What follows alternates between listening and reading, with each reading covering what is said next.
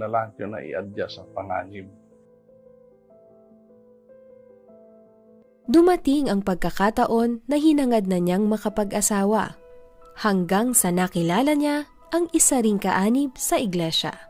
Ang unang ko pong hinanap ay isang kaanib sa iglesia na mananampalataya po. Dahil alam ko po kung gaano kaselan yung iiwanan ko siya sa bahay.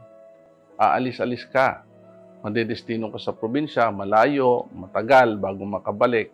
Na-meet ko po yung aking asawa noong kami po ay nag-aaral sa PMA. Siya po ay nasa Kalihiman at pag sumasamba po kami, nagkita po kami doon, pinakilala ng mga kapatid, hanggang magkasundo po kami na nagkatuluyan nga po at nagpakasal pagkatapos po ng graduation namin sa academy.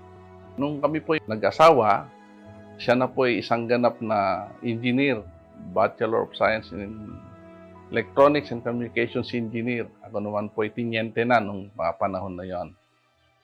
Maituturing na perfect combination ang naging pagsasama ng mag-asawa dahil bukod sa pareho silang namayagpag sa kanilang mga karera, biniyayaan din sila ng 5 mababait at matatalinong anak na babae.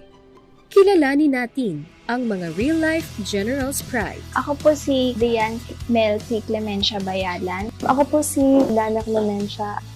Ako po si Danilo Clemencia, 24 years old. Ako po si Daphne.